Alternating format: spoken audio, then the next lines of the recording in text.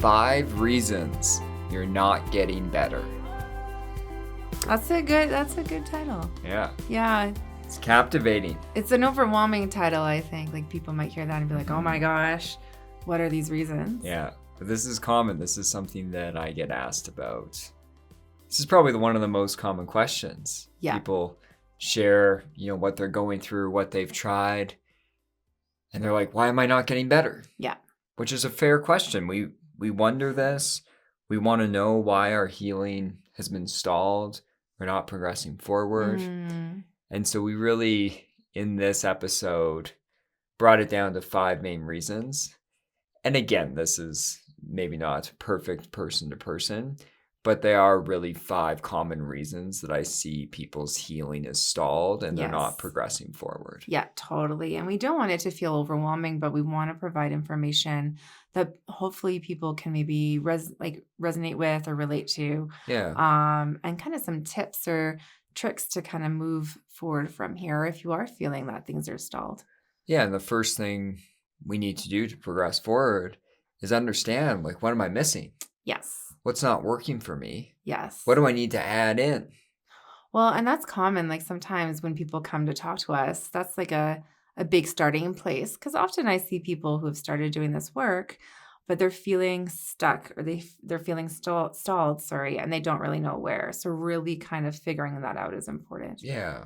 So for all the listeners, as we go through this, spend some time reflecting on this, understanding, do I need this to add this into healing my chronic pain and symptoms?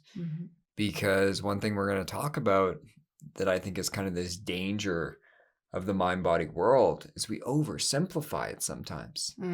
Sometimes a very simple approach can work for people. Yeah. A lot of times, no. Well, why is it dangerous, do you think? Because what will happen is people think this really simple approach will work for them. Really simple, thought-changing, behavioral changes. It doesn't work, and then they feel like a failure. Yeah. But I want to be clear, it's not you guys that are failing. We're failing by oversimplifying something that is a complex process of how the brain and nervous system can start to produce chronic pain and symptoms. Yes. So let's dive into this list. Number 1. Okay. You're not bought in enough. Yes. That's always number 1. It is. Now, I want to be clear here. You don't need to believe your symptoms are 100% neuroplastic to get better. As I've talked about on this podcast before, I don't think I fully believed it until I was probably 80-90% better. And so if you're saying that, so you started, Tanner, not fully bought in, but it was still working for you. So were you bought in enough? Yes. Or what is that line for people? Yeah, and it's going to be a little bit different person to person. But what I'll see where people are not bought in enough is they're really physically focused still. Okay. And I want to be clear, I'm not telling you to stop physical treatments, to, stop whatever you're doing physically to try and treat your symptoms. That's up to you. Yeah. And I have seen people get better still by doing some physical treatments. Right. But they were also really committed to this side of things. By treating their brain and nervous system, they were really committed to that. But when you're not bought in enough, you're not bought in enough to actually start to do the work. Right. And you're more on the physical side still. So if you're going to chiros and physios 5 times a week, and you're doing all these things, and you're doing 2 somatic trackings a week, yes, it's not going to be enough. Well, right? And that's a really good space for people to kind of gauge where they're at, of how much effort are they putting into the mind-body approach, and maybe kind of techniques that go along with that. Yeah. Are they hyper-focused on still fixing their body? Yeah. And this is a tough one because it does vary. Yes. I've seen people where they needed to commit 100% to this and stop things, and that worked for them. I've also seen people still do physical treatments, but be committed to a mind-body approach as well and get better. Yes. So it does vary. The other thing where I see people not bought in enough, and this is tricky because people think they are bought in. Right. Okay. But this is what happens, is they're more preoccupied about debating it. They're more preoccupied about debating if their body's damaged or not, Yes. on if their symptoms are neuroplastic or not. And so they think they're doing the work, but what actually happens is they're so lost in the obsessiveness around that. Yeah. They don't actually take the steps outside of that to start to get better. Well, and then that's something that I see often as well, is that preoccupation with the debate. And I think it can be so habitual to be in that obsession that we don't even realize it. So it's almost recognizing it as this kind of obsession, rumination, maladaptive loop almost, that it's like, okay, I keep going to this and I need to step out of it. Yeah, they get so caught on, I need to change my beliefs about my body. Yes. That they get lost in that debate. Yes. And the trick is they think they're actually doing the work. Right. But I've seen people, you'd be better off thinking it's 50-50. 50% structural, 50% neuroplastic. Yes. And then you move forward and do the rest of the work. Well, and that is stepping out of the need to figure out what's what. Because we don't always, like, we want understanding and we want awareness, but we don't have to figure out 100% to move forward, like what you're saying. Yeah. So the first way that we can be solved is you're not bought in enough. But what I mean by that is you're not bought in enough to actually start to do the work. And so this is an important one for people to think about. People with neuroplastic pain, myself included, we tend to have an obsessive-like brain. Yes. And so we want to make sure that we're not getting caught on being obsessed about if our symptoms are neuroplastic or not, and then just not doing the rest of the work after that. If people relate to this, Tanner, like how can they just begin to start moving through that? Well, I think a big thing where I talk about with people is it doesn't need to be black and white. Yeah. Sure, I do think a lot of chronic pain and symptoms are neuroplastic in nature, but if you're not there in believing it, don't sit around trying to force yourself to believe it. Yeah. If you start to engage in the work consistently, and we're going to talk about this in the rest of this episode, but if you start to do that, you might actually get more evidence where you can be more bought in. Yes. So let it unfold a bit. It's like a control thing that I see with people where they're trying to control and they want to view it as this black or white thing, this all or nothing thing, but that actually prevents their progress moving forward. Well, for sure. And I think there's that thinking of like, well, why should I do any of this if I don't know for sure? Yeah. And so there's this need to know for sure to make it, to even try. Number 2, too much avoidance. Avoidance is so sneaky because we can think we're not avoiding when we really are. Yeah. Well, we did a whole series on this called the Pain or Symptom Rule Book. Yeah. And we have a big rule book, and I won't dive into it too much right now, but we have all these behaviors, these rules of what we do or don't do because they think they're going to reduce our pain or symptoms. And then we want to really be clear, that's all about fear or the pain and symptoms being in control. And what I'll see with people is they keep their world really small. And this happens naturally. I'm not here to blame anyone because I've been there. Yeah. But the world gets small. When you have pain or symptoms, you avoid more and more movements, positions, food, people, places, activities. So our world gets really tiny. And where I see people get really caught where their healing is not progressing is they're doing all the other techniques. Yes. They're doing all of it. And they're even doing the emotional work and the deeper work.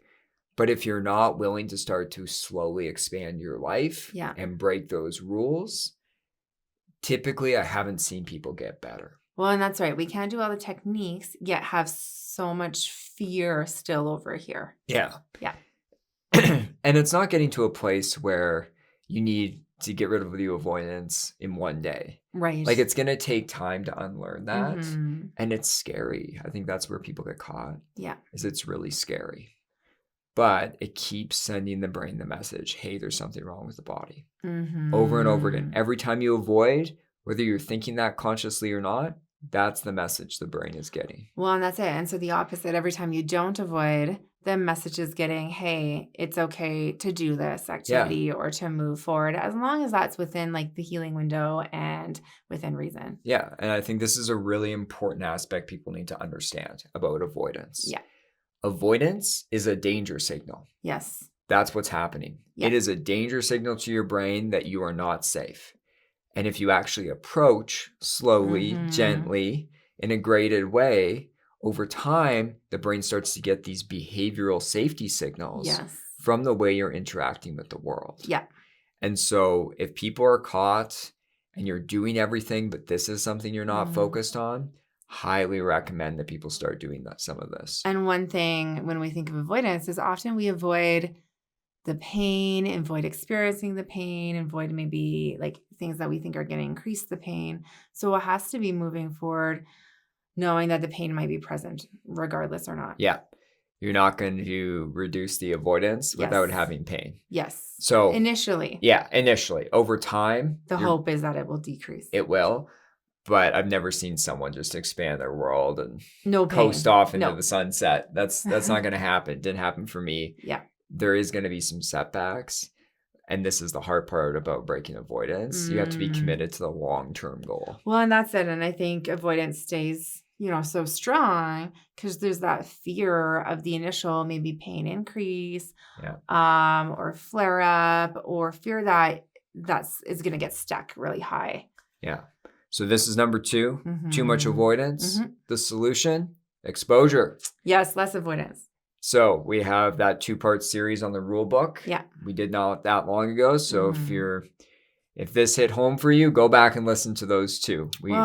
And I think we also have an episode on making your world bigger. Is that the same as the rule book one? No, we have another one like that. So if you've done some work, but you've kind of stopped and you've started avoiding a bit more, that one is really good to be like, okay, no, I want to keep opening up my world. Yes. Number 3, you're not nervous system focused. Yes. So what I'll see people do is, and this is about simplifying the approach too much, is they do the brain retraining. Yes, which is great, which is a big part of what this approach is. Yeah, they're focusing on the thoughts and beliefs, kind of this top down, right? Change your thoughts and beliefs, feel better. And this brain retraining, respond to the pain or symptoms in a different emotional way. Yes. All of that's great. Those are 2 big components of the somatic safety method. Yeah. But it's not typically enough. And I know this from experience. My biggest relapse that I ever had, I know I could have prevented if I had known about my own nervous system, if I was being aware of it, if I had mapped it out. Like last episode, we offered that mapping meditation. Yeah.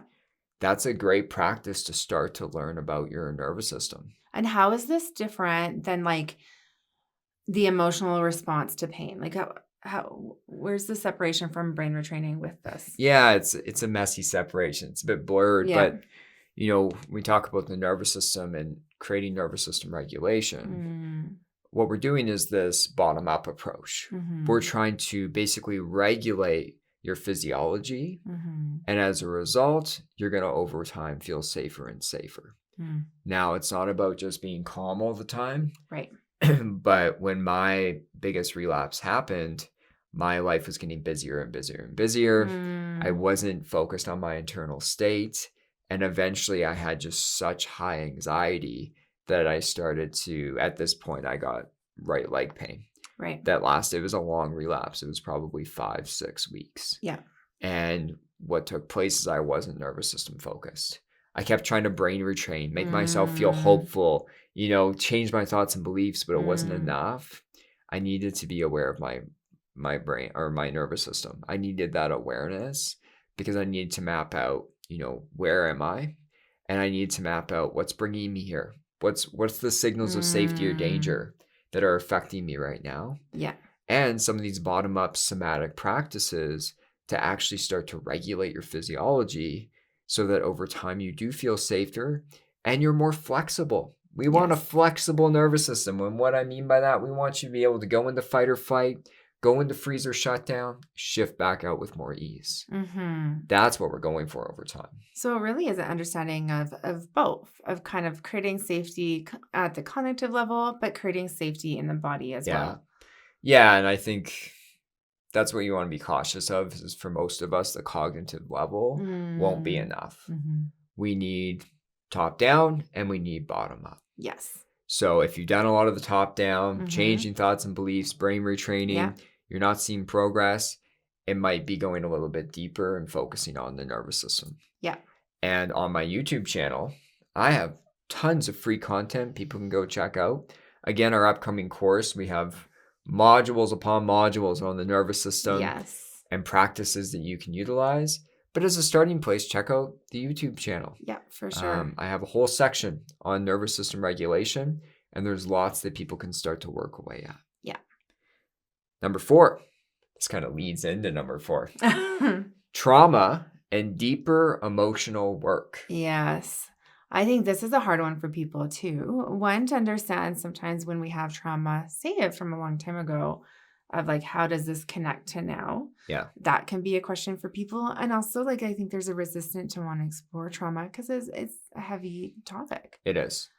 And, trauma from 3 decades ago is a contributing factor, even if your symptoms started today. Yes. It really is. There's a huge connection there. And I get why people don't want to do it. Yes. As human beings, our brain's designed to do something really, really well.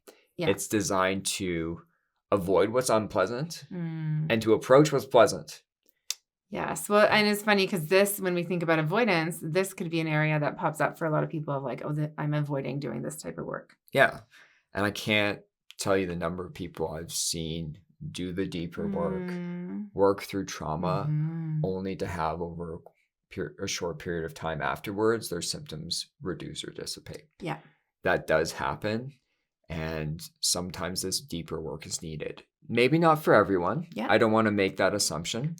And I also don't have the belief that you necessarily have to go through every single incident that ever happened to you. Seeing people get a little too obsessed in that. It's not necessarily the case. But when we're focused on working through trauma, at my clinic and in our course, we really are focusing on this kind of somatic approach. Yes. So we talked about the nervous system.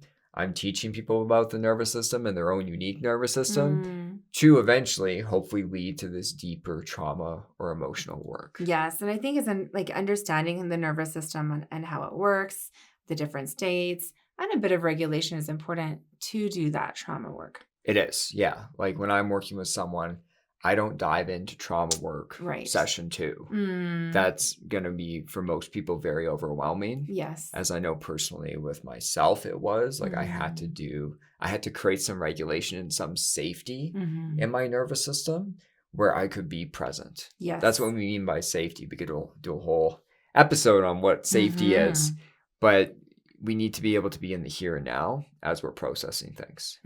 So if that dysregulation, fight, flight, freeze, shutdown gets too intense, we're pulled out of the here and now and we're no longer actually working through things. Well, and I think that's an important thing to know, that if you are identifying trauma that you want to work towards, but spending some time with nervous system regulation is a starting place, which is important. Yeah.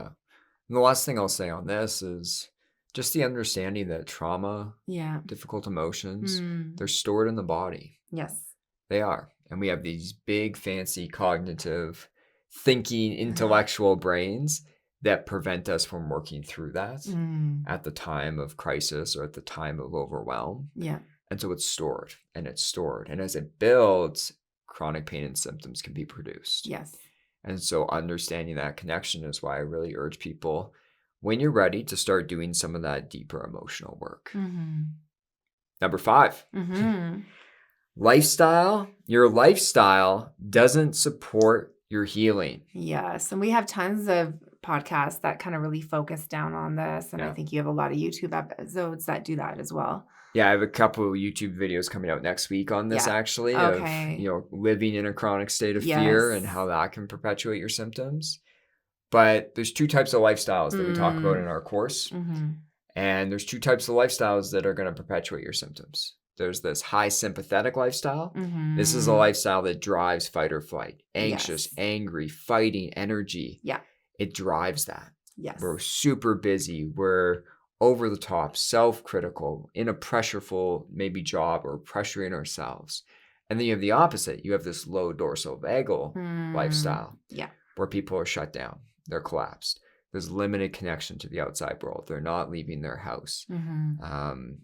they're not moving their body. They don't have purpose. Right. And either of these, we can get to these with chronic pain or symptoms. Yeah. So you're not at fault for getting to either of these. No, it makes very much sense why someone might get to those spots. But what I'll see is people are maintaining this lifestyle, unfortunately, either one.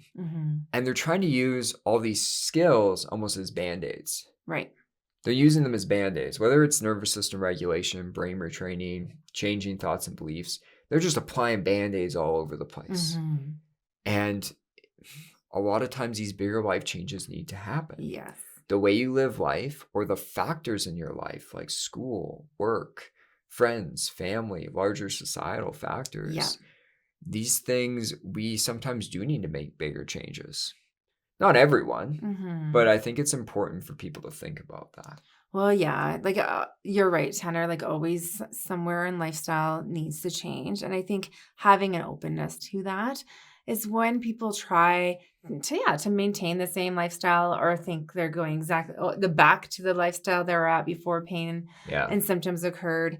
That's where that kind of thinking can get us into trouble. So making some changes, like when we want to maintain recovery, is important. Yeah, and you hit on a good point there where I've heard people even say it. I just want to go back to who I was before. Yes, which is fair. Fair, yes. 100%. But the problem is that the lifestyle and the way you were living before, for a lot of people, resulted in your pain and symptoms developing. Yes. So just going back to your old life, there's probably issues with it that are perpetuating these signals of danger constantly. And I think there's a big grieving period around that for people of like accepting or acknowledging something has to change, but that can be a really painful piece too. It can be, and we do. We have to grieve the life we lost, the life that we thought we wanted, that who we thought we were. Like these are big things. But if people are doing this healing work and you're doing everything, just make sure you're not using them as Band-Aids to support a life that's always sending signals of danger. And it doesn't mean you have to completely, if you're used to being busy all the time and in this high sympathetic lifestyle, it doesn't mean you completely have to stop. And then vice versa. It doesn't mean you have to be like this intense social butterfly the other way. Yeah. But it's making some changes to create a bit more balance. Yeah. Making changes to create more balance and safety. So we made it through our list. Yes. And I didn't dawdle. No, this is amazing. This is wonderful. Good work, Tanner. So we really want everyone to spend some time and reflect on these 5 that we went through. So I'll just list them off again. Number 1, you're not bought in enough. Number 2, too much avoidance. Number 3, you're not nervous system focused. Number 4, you're avoiding trauma or deeper emotional issues. And number 5, your lifestyle doesn't support your healing. Yeah. So spend some time and reflect on these, especially if you're feeling stuck. Yes. There's a lot of benefit to this. I still reflect on, what do I need to do different? And I've healed, but I know I need to maintain that. Yes. To maintain my recovery from chronic pain and symptoms. Well, and I think these can pop up throughout time as well. So maybe at one point you weren't avoiding, but then, avoidance started creeping in. And so it's really having a look at, am I struggling with any of these now? Now, next week, no podcast. No podcast. That's right. I'm at a training. Yes. Out of town. So I'm going to be away. Tanner is abandoning me with all our kids and animals. It's true. I'm sorry. I don't know if he's that sorry. No. I feel bad. I actually don't know if he feels bad either. But as a result, no podcast. But we will talk to you all in 2 weeks. All right. So thank you, everyone, for listening. Thank you for listening. And we'll talk to you later. Talk to you later.